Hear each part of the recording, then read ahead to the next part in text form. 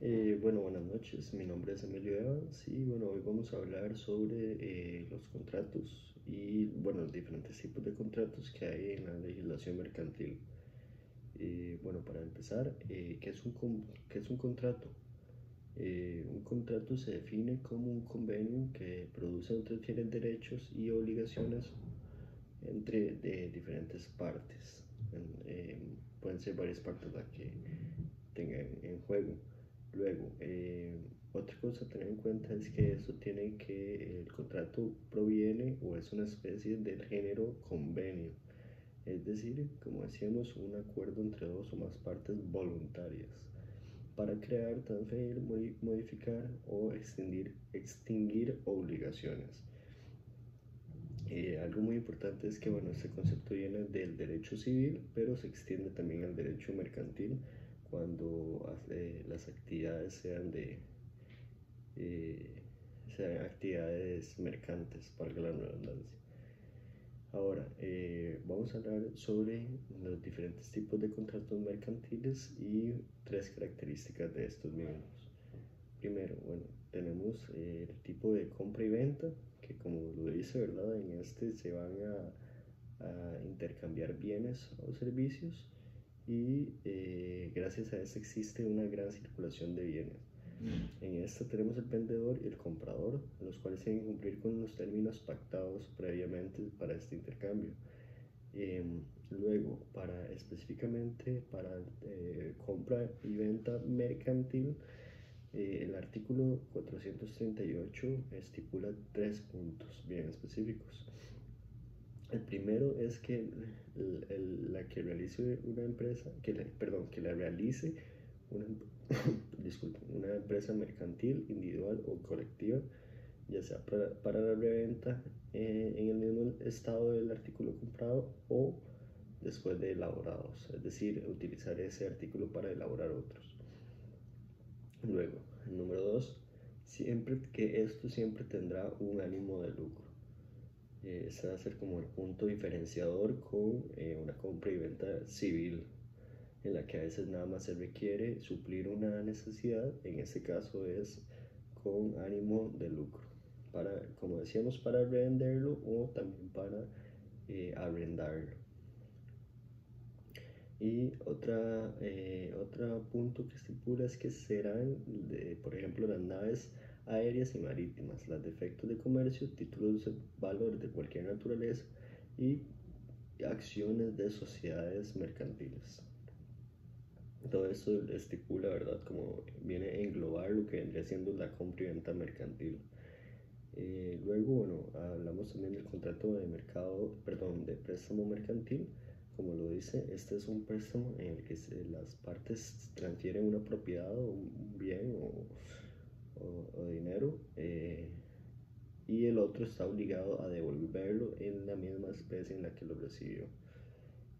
Tenemos tres tipos de modalidades, la forma general, que se extiende dinero o préstamo de bienes no fungibles o sobre valores o efectos de comercio. Y bueno, también acá aclarar que bueno, en este tipo de contratos como hablábamos, siempre van a haber obligaciones.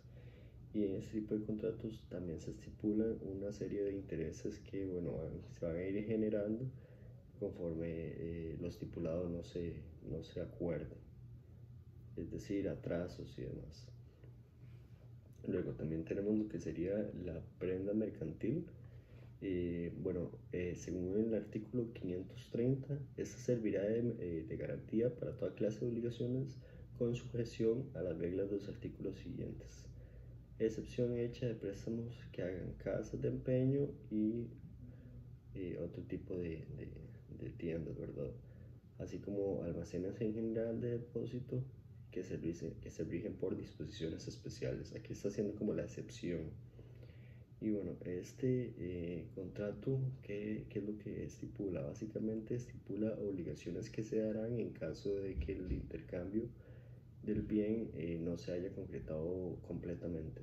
Por ejemplo, cuando uno compra un vehículo y no se cancela el 100% del dinero, queda esta prenda, el objetivo de esta prenda es garantizar que se va a efectuar ese pago, ¿verdad? Entonces se cancela el pago y luego se puede retirar la prenda. Un aspecto también importante es que eso tiene que se debe hacer mediante una escritura pública y inscribirlo en el registro cuando, cuando el bien objeto de la prenda quede en el poder del deudor. Ahora, bueno, tenemos también contrato de depósito mercantil. Bueno, como dice, ¿verdad? Es un depósito que se está haciendo y viene a funcionar muy parecido al del préstamo mercantil. Y bueno, esto es para garantizar o obligar este depósito a recibir una cosa. Bueno, luego obligaciones del depositante, retribuir o indemnizar por daños. Ok, entonces bueno, eso sería con respecto al depósito mercantil. Luego tenemos también el contrato de transporte. Ese también es bastante claro, como le indica, ¿verdad? Es una persona llamada porteador que se va a hacer, que va a realizar la tarea de movilizar los diferentes, ya sea objetos en venta o mobiliario necesarios para una actividad mercantil. Obligaciones de este mismo: recibir la mercancía, el objeto del transporte, extender al cargador la carta porte, emprender y concluir el viaje, también entregar la mercancía a tiempo y en forma al consignatario. Bueno, aquí se estipulan también, como decíamos, diferentes obligaciones con las que debe cumplir esta persona. También tenemos los que son contratos de seguro. Estos contratos, como su palabra también lo dicen, lo que nos permiten es tener seguridad, en cierta manera, de que si nos vemos afectados por algún incidente, nosotros no vamos a cargar con lo que vendría siendo el peso o el costo de ese daño, ¿verdad? Sino que esta entidad va a cubrirnos de cierta manera este daño producido.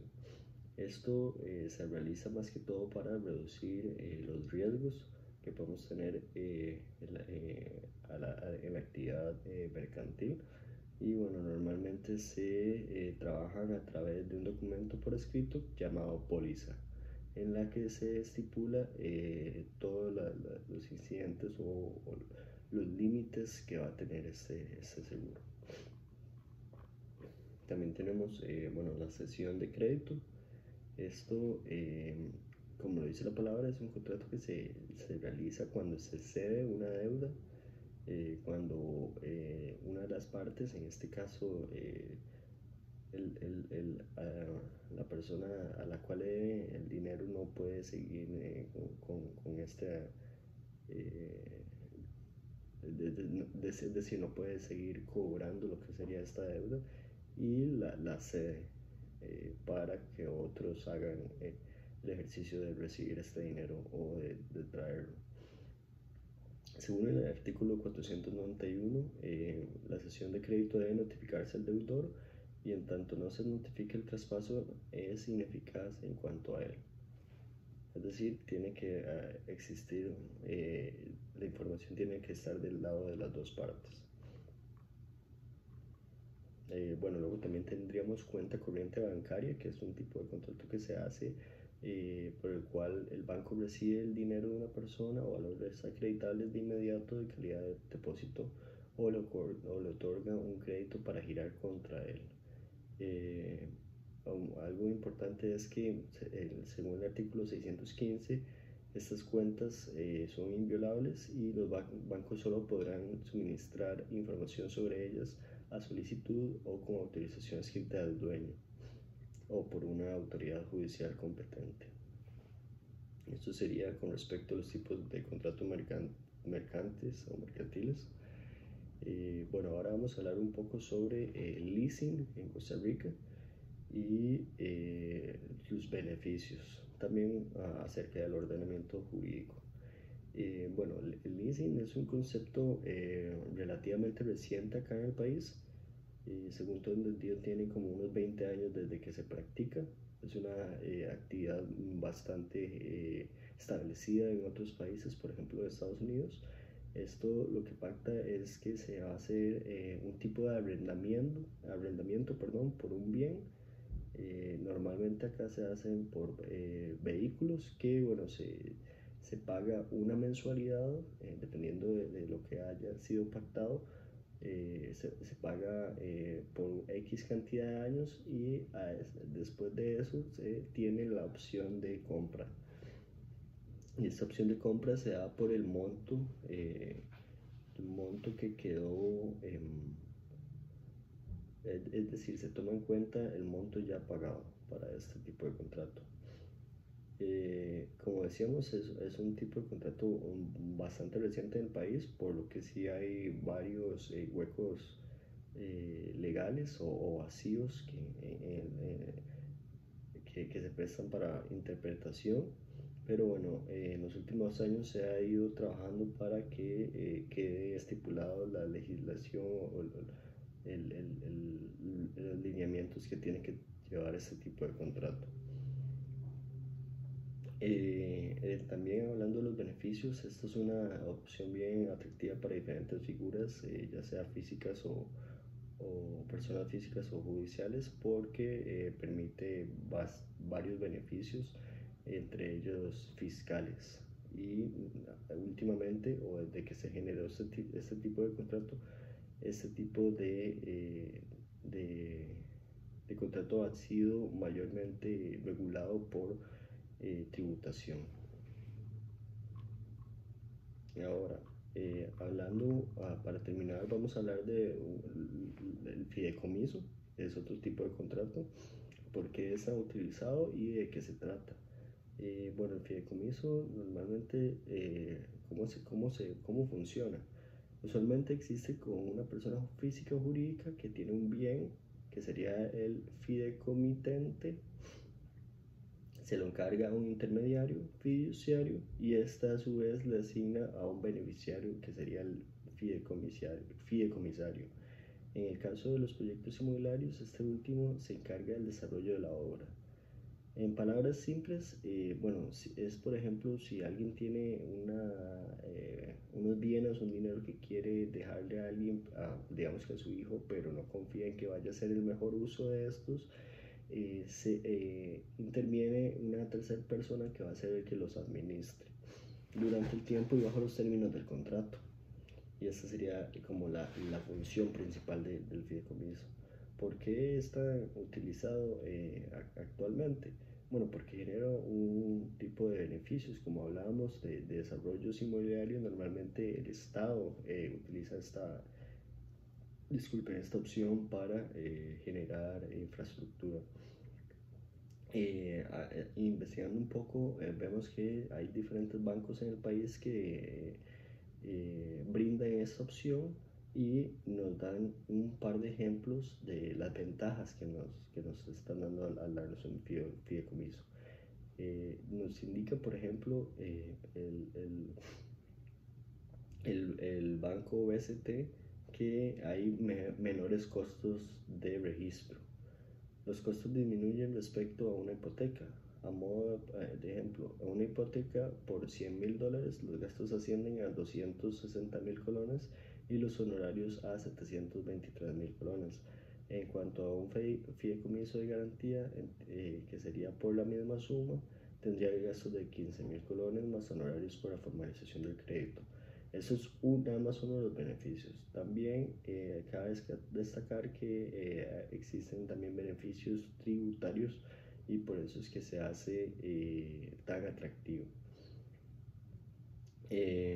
También, bueno, rápidamente para terminar, los pasos para realizar o para obtener un fideicomiso es que, bueno, primero el cliente pueda presentarse una carta al banco haciendo la solicitud o intención del negocio que permita hacer la valoración. Debe contar con un modelo de negocio probado, haber acumulado suficiente experiencia y conocimiento sobre el mercado y su producto, de manera que su plan aporte la confianza y transparencia necesaria para que el mercado financiero reciba la propuesta. Luego se firma el contrato con los términos establecidos por las partes. Los montos mínimos de iniciar el fideicomiso suelen ser entre $100,000 para personas físicas y $500,000 para jurídicas. Y finalmente apegarse a la normativa de varias legislaciones, entre ellas la Ley Reguladora de Mercado de Valores, el Código Civil, la normativa y circulares de la SUGEF y la SUGEVAL. Y bueno, eso sería todo. Muchas gracias y disculpen la extensión.